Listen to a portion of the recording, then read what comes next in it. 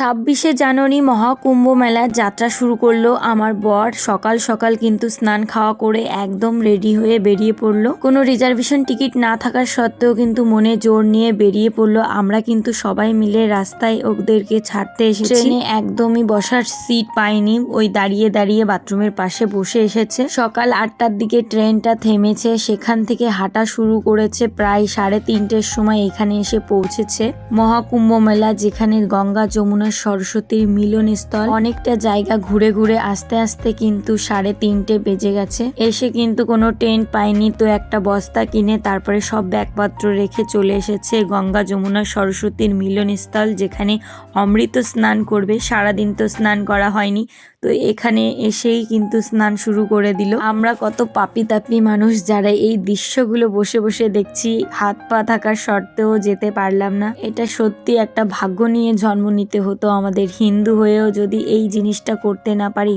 কত কত মানুষ দেখছি যাচ্ছে, মনটা ভীষণ চাইছিল কিন্তু যেতে তো পারবো না জানি। তারপরেও এইগুলোর সঙ্গে সব কিছু একদম দেখে দেখে নিজের মনটাকে মনে হচ্ছে আমার বরের সঙ্গে পাঠিয়ে দিয়েছি। তো এখানে এসে তো ওরা সবাই স্নান করে নিচ্ছে গঙ্গা যমুনা সরস্বতী। সবাই কিন্তু ভক্তি ভরে গঙ্গা মা, যমুনা, সরস্বতী সবাইকে কিন্তু প্রণাম করছে। আজকে যেহেতু 27শে জানুয়ারি, তো এখানে না এই দিকটা ঢুকতেই দিচ্ছে না, সমস্ত গেট বন্ধ করে দিয়েছে। ঘুরে ঘুরে আসতে হচ্ছে।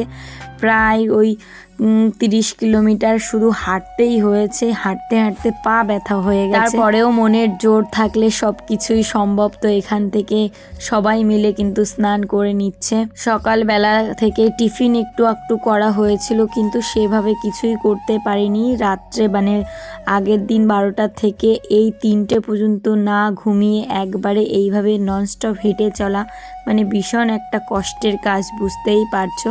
তারপরে কিন্তু শেষমেশ অনেক কষ্ট করার পর পৌঁছে গেছে। এই কষ্টটা না তখন আর কষ্ট মনে হয় না। তারপরে কিন্তু একটু একটু করে ভিডিও ক্লিপ আমার সঙ্গে শেয়ার করেছে, তাই ভাবলাম তোমাদের সঙ্গেও শেয়ার করে দিই। এখানে কিন্তু খাবার দাবার কি খাবে না খাবে এখনও পর্যন্ত কোনো টেন্টের ব্যবস্থা হয়নি, কোনো জায়গায় ফাঁকা নেই, সব জায়গায় একদম বুকিং। যেহেতু 29শে জানুয়ারি একটা ভীষণ ভালো একটা দিন। হচ্ছে আমাদের ছোট্ট কুঠির রয়েছে, ছোটটা একটা টেন্টের ভিতর 8 জন থাকবে, খুব সবাই মজা পেয়েছে। তোমরা সবাই তো ভিডিও দেখো জানো। তো এই যে ফাইনালি এই টেন্টটা আর কি পেয়ে গেছে। আমরাও অনেক চিন্তিত ছিলাম যে ওরা বলছিল যে শুধুমাত্র এখানে কম্বল গায়ে দিয়েই শুয়ে থাকতে হবে, কোনো কিছুর ব্যবস্থা হচ্ছে না। শেষমেশ দেখতে পেলাম না, ফাইনালি ওরা টেন্টটা পেয়েছে, তার জন্য কিন্তু মনে একটা আলাদা শান্তি লাগছে। যাই হোক, এখানে কিন্তু খাবার দাবারের সমস্ত ব্যবস্থাও আছে। সবাই কিন্তু লাইনে দাঁড়িয়ে পড়েছে। মানে এখন এই মুহূর্তে এইখানে যাওয়া মানে ভিতরে ঢোকাটা খুবই কষ্টের, টাফ, মানে ঢুকতে পাবে না। অনেকে তো শুনছি গঙ্গা স্নান করেও চলে আসছে। তো যেহেতু অমৃত স্নানের ডেটটা পড়েছে 29শে জানুয়ারি, তো সেটা একটা অমাবস্যার মধ্যে খুব সুন্দর একটা সময়। তো দেখো সবাই মিলে কিন্তু খেতে চলে এসেছে এইখানে, মানে মহাপ্রসাদের ব্যবস্থা করেছেন সবাই। খুব সুন্দর আয়োজন, দেখে তো আমার খুব ভালো লাগলো। ডাল ভাত থেকে শুরু করে সব কিছুই আনলিমিটেড, যে যত খেয়ে পারে আর কি। তো আমি আমার বরের কাছ থেকে শুনেছি, তাই তোমাদের সঙ্গে একটু শেয়ার করতে পারলাম। তো খাওয়া দাওয়া সেরে তারপরে কিন্তু ওরা আরও অনেক জায়গায় ঘুরছে। শরীরটা যেহেতু অনেক ক্লান্ত, তাই কিন্তু ওরা সেইভাবে এখন আর কিছু করতে পারবে না। এখন শুধু ওদের রেস্টের দরকার, ঘুমানোর দরকার। তো দেখো সবাই কিন্তু খাবার দাবার হাতে হাতে নিয়ে এইভাবে কিন্তু এরকম চটপাতা আছে, এখানে বসে খাওয়া দাওয়া করবে।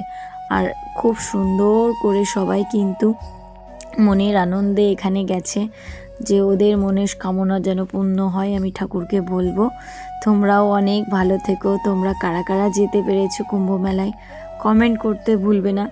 আমার খুব ইচ্ছা ছিল, কিন্তু আমার বরের কাছ থেকে যে গল্পটা শুনলাম যে প্রচুর পরিমাণে কষ্ট করে যেতে হবে, তো ভাবলাম এই সুন্দর মুহূর্তটা তোমাদের সঙ্গে তুলে ধরি। সবাইকে টাটা, ভালো থেকো। তোমাদের দাদাভাইকে ছাড়া অনেক দিন হলো একা একা থাকি না, তো আজকে রাতটা কাটালাম। তো সকালবেলা ঘুম থেকে উঠে চলে এসেছি কাকিমাদের বাড়ি, কোনো কাজই নেই, রাত্রেবেলা সব কাজই করে রেখেছিলাম। তো এখানে এসে দেখি পুষ্প আর কি সমস্ত কাজবাজ করছে, যেমন সবজি কাটা, রান্না করবে কাকিমা।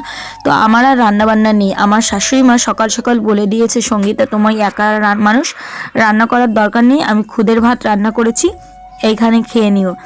তো আমি ভাবলাম যে ঠিক আছে, শাশুড়ি মা যেহেতু নিজে মুখে বলছে তাহলে আর রান্না করব কেন, শাশুড়ি মার কাছ থেকেই খাবো।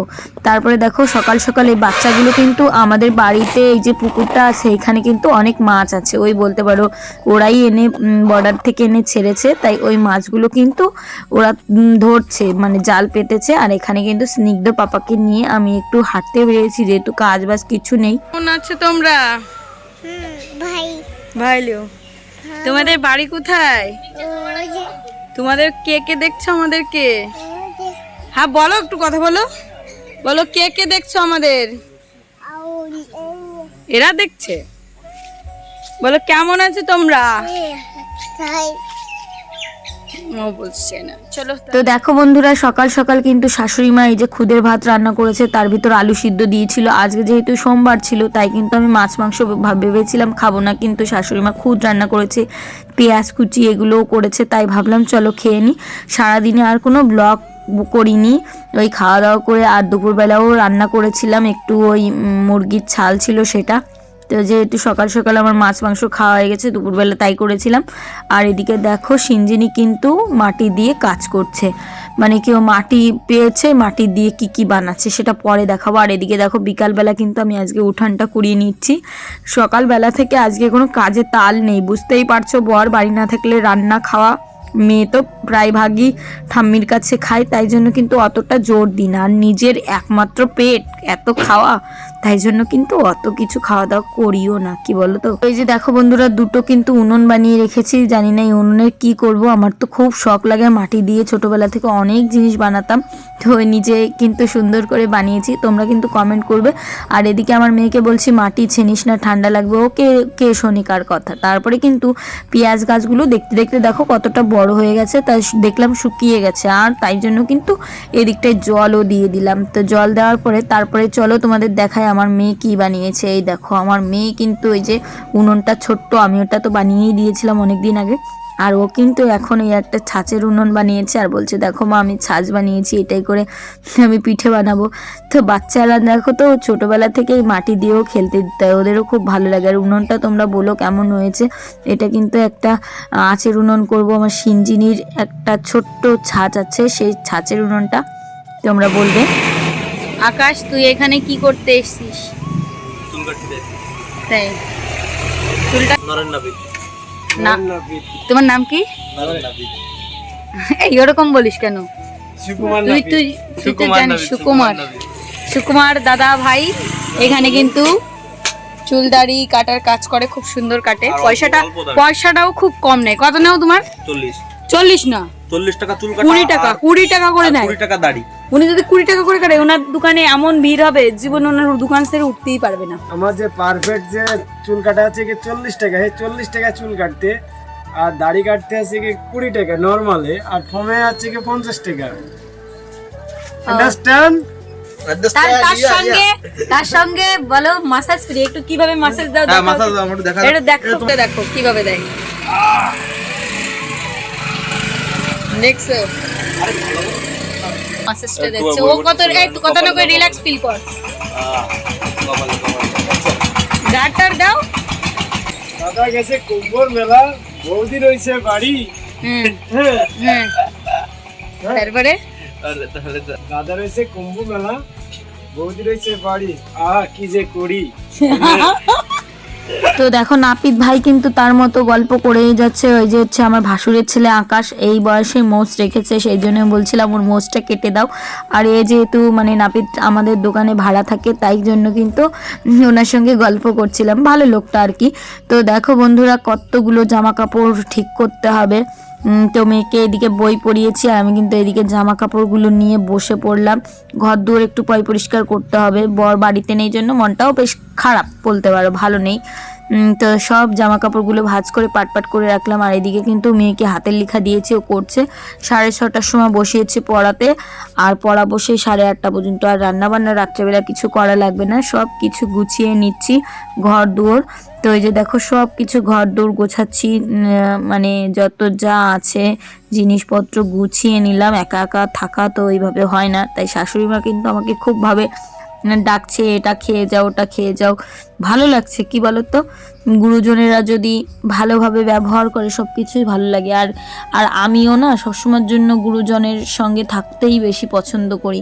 যাই হোক দেখো চিড়েগুলো কিন্তু আমার শাশুড়িমাই ভেজে দিয়েছিল, যেটা তোমাদের দাদাভাইকে দিয়ে এসেছিলাম। তো সব কিছু পরিষ্কার করে নিলাম, আর রাত্রেবেলা এটা খাবো। তো চলো বন্ধুরা, আজকের ব্লগটা কেমন লাগলো অবশ্যই কিন্তু কমেন্ট করে জানিও। আর আজকে রাত্রেবেলা বানিয়েছিলাম একটু সুজি, অনেকটা দুধ ছিল, তো ভাবলাম একটু সুজি বানাই। তো চলো টাটা, দেখা হচ্ছে আর একটু সুন্দর ব্লগ নিয়ে, বাই।